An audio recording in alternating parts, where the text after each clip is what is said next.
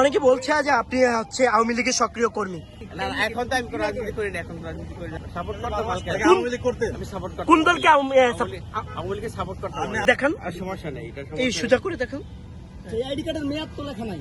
ঘটনা যা ঘটছে সেটা মানে আমি যখন আশা করিনি। এখানে সবাই আসে 32 নম্বর। আমি আসছি দেখার জন্য, সবাই কি অবস্থা, কেন লোক কিরকম দেখার জন্য আসছে, কেন আর কিছু না। এই যে আমরা দেখলাম হচ্ছে আপনি কালো পোশাক পরে আসছেন। কালো পোশাক আমার ঠান্ডা লাগছে ভাই, আমি আমার ঠান্ডা এটা পরেছি।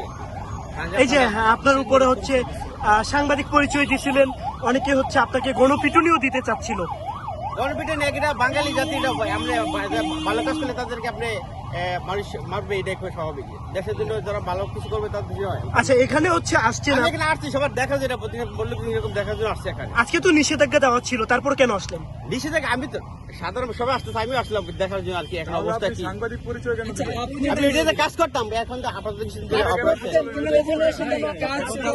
একজন একজন একজন আপনি সেই আইডি কার্ড কি শো করতে পারেন কিনা? আচ্ছা, কোন মিডিয়াতে কাজ করতেন আগে আপনি? আমাদের বাণিজ্য প্রতিদিন পত্রিকা। আইডি কার্ডটা দেখেন, যে মিডিয়াতে কাজ করতে আইডি কার্ডটা দেখেন। আচ্ছা আপনি আমার সবাই তো আচ্ছা, আইডি কার্ডটা একটু এদিকে দেখান। আর সমস্যা নেই, এটা এই সোজা করে দেখান।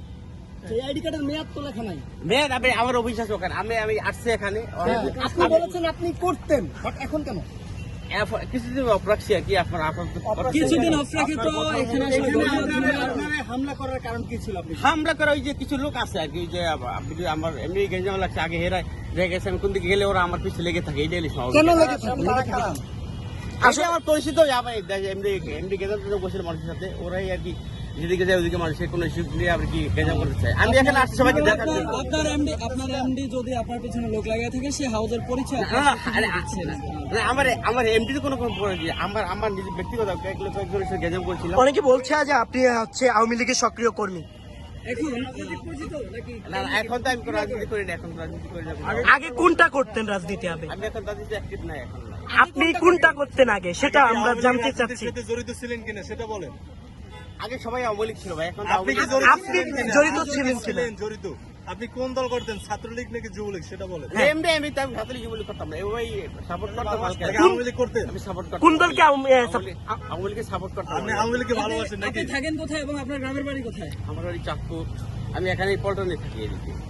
আমি সবাই চিনি, আমি পরিচিত মুখ দেখি, সবাইকে মিডিয়া সবাই আমি চিনি। আচ্ছা আচ্ছা, এখানে কিছু লোক যারা ফাউল করছে, এরা মানে পুরো করে কল্পিত, ওরা মাঠে মাঠে আসছে, আমাকে হামলা করেছে, আমাকে ভালো লাগে এখানে আসার জন্য।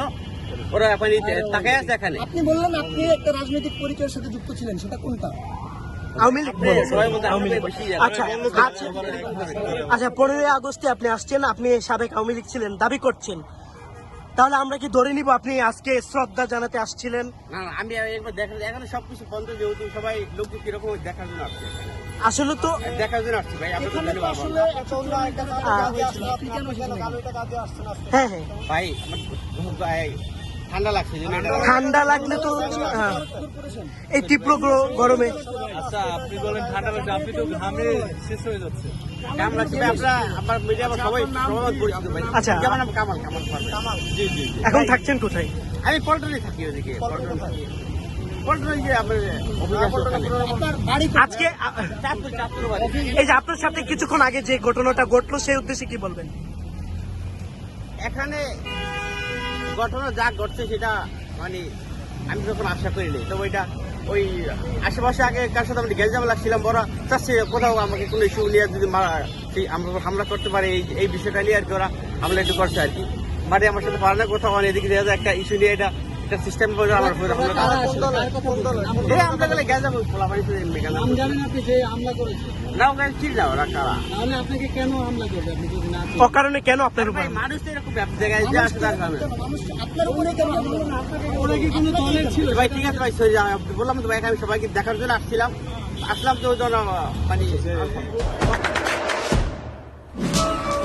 দেশে দেশে সবার সাথে দ্য নিউজ।